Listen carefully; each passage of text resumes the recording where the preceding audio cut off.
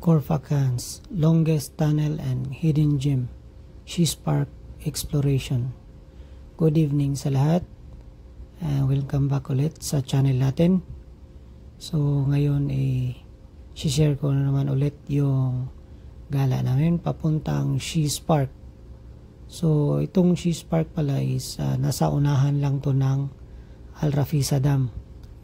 Kung makikita nyo yung video ko, yung last upload ko, andong kami sa Shees Park, sa Al Rafisa Dam. Ngayon babiyahe lang kami ng siguro mga 10 to 15 minutes papuntang Shees Park. So malapit lang.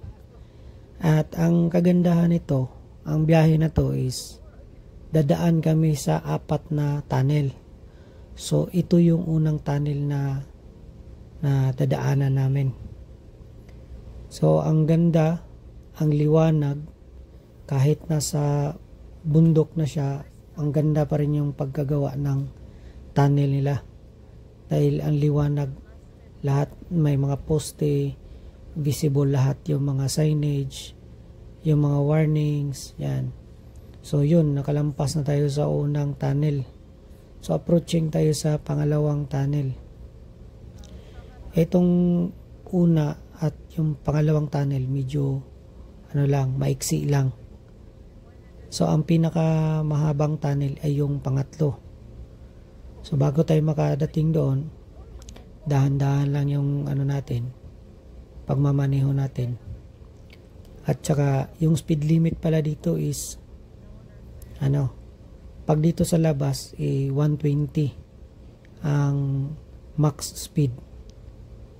Ayan. Tapos pag nasa loob ka na ng tunnel, automatic 100 lang yan. So para safe, dapat hindi ka lalagpas yung speed mo sa mga limit nila, max limit nila. So itong time na to na pupunta kami ng Shees Park, ito na yung pinakamahabang tunnel. Ang sabi nila is aabot ito ng 3 kilometers ang haba ng tunnel. So sa time na ito na dumaan kami dito is ginagawa yung kabilang side, kasi actually one way to two lanes, one way. Kaso yung sa kabilang side is may inayos. So ang ginawa nila, nilagyan lang nila ng mga cones dito sa gitna para pang ali. So ito, ang speed limit dapat ito is 100, ni-reduce nila into 60. So yun, dahan-dahan lang yung takbo natin para, of course, syempre na lang din, safety, para safe tayo sa biyahe. So yan, kasama ko pa rin si Sme, si Jari at si Ate Gingging. Yun, shout out kay Ate Gingging na andyan sa Fujairah ngayon. So ito na yung video na gala natin sa Shees Park. So yan, talagang medyo mahaba-haba to na tunnel. So ngayon lang ako nakadaan ng tunnel road na aabot ng 3 kilometro ang haba. At siguro safe naman siguro yung dito, kasi ang napansin ko sa mga bato dito, parang siyang limestone. So parang okay lang din. So ayan, labas na tayo sa yung pinakamahabang tunnel dito sa Corfacan na area. Actually part pa to ng Corfacan. Tapos ang pinakahuling tunnel, maiksi lang.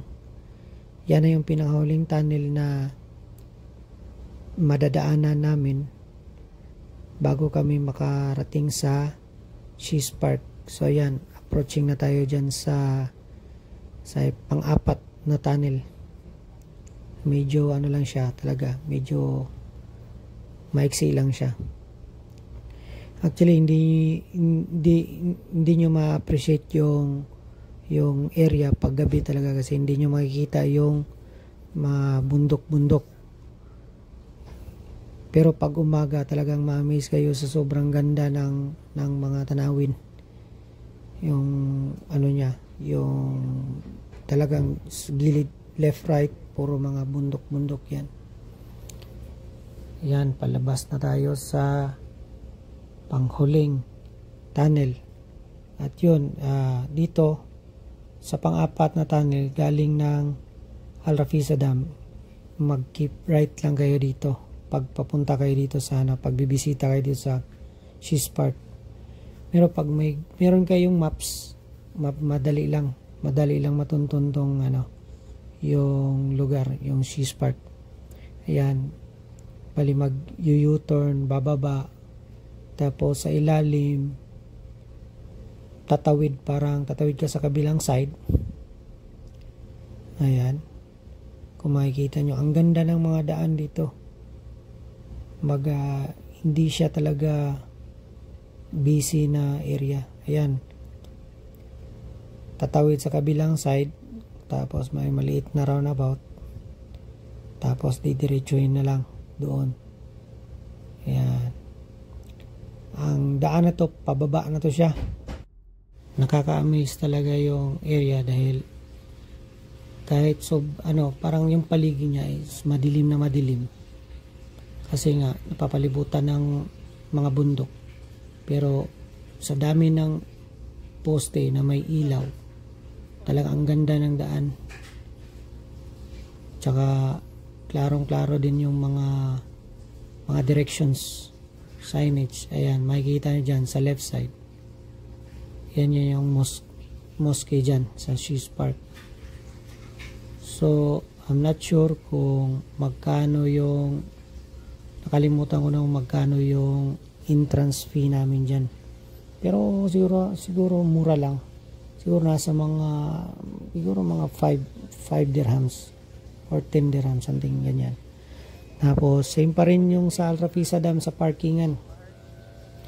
May bayad din online. Yan, ito na yung entrance ng She's Park. So ayan, medyo hindi mo gaano ma-appreciate dahil nga gabi kami pumunta. So ayan, may pa-welcome yan. Ayan, kaso walang gaanong tao ngayon kasi kasi Ramadan. So yung itong time na to po siguro mga 6:30 na siguro yan. Ayan, saglit lang kami dito. Masyal, yan yung mapa ng maps ng buong She's Park. Medyo malawak, tapos meron akong aakyating bundok. Yan, pagpasok mo pa lang dito sa park, bubungad na sa inyo yung mga maganda yung landscape at saka playground. Yan, makikita nyo yan sa taas. Yan, pupunta tayo dyan mamaya. Aakyat tayo dyan mamaya. So, pakita ko sa inyo yung daanan pupunta sa taas. Yan, medyo medyo pagod na tayo konti yan sa biyahe. So, yan yung sinasabi kong playground para sa mga bata.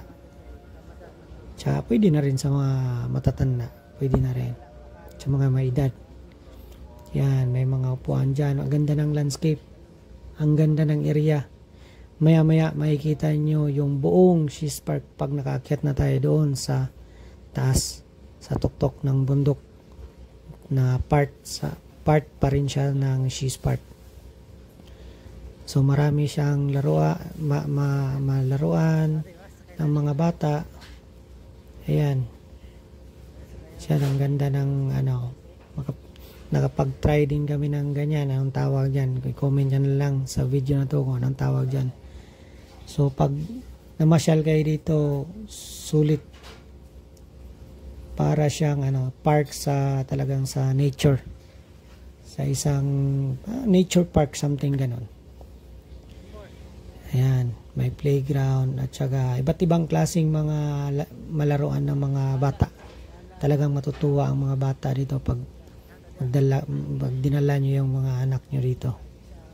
So ito yung talagang pinupuntahan ng mga kababayan natin dyan sa UAE pag nag-holiday may free ano sila, free day sila, yung off days nila. So lalo na at may mga pamilya, yan dinadala nila yan dito kasi napakaganda, ang daming malaruan ng mga bata, tsaka ang ganda ng mga ng area talaga.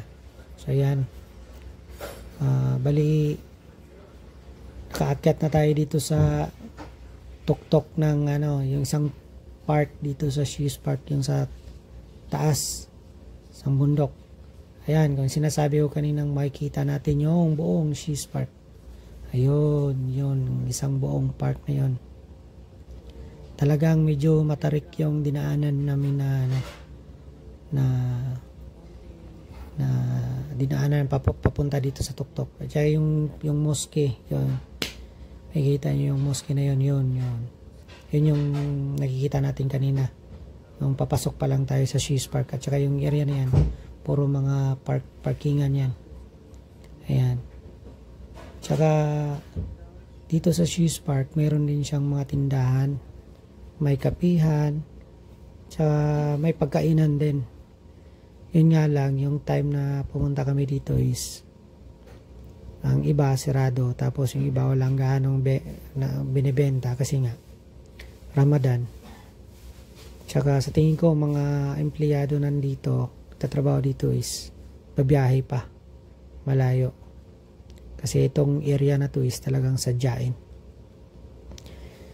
Tsaka dito rin sa She's Park, ito rin sa park, marami ding naka install na mga CCTV. So if in case of emergency yan, may mga ma-retrieve kaagad yung mga ganap dito sa loob ng park. So ayan yung buong She's Park, tsaka yung gilid na yan, yung may kulay blue hanggang doon pababa, daan yan. So hindi ko alam kung saan papunta yan, pero sabi ni Ate Gingging ay meron daw lugar yan, tagusan dyan, papuntang somewhere na papunta na rin Corfacan, parang paikot-ikot lang. So yun, ayan, para legit ang attendance She's Park. Ayan, makikita nyo yung area niyan.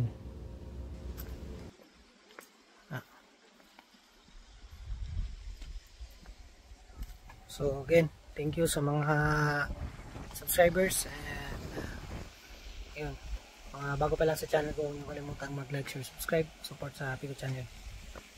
Next video check na to kung sa mga nindot pang lugar diri sa UAE, particularly diri sa Sharjah and Fujairah. Alright, thank you so much. Yun, bakit na nakusap ang She's Park, unahan siya sa ito nga lugar eh, Corfacan, sa Corfacan. Yan, thank you so much and God bless. Bye bye.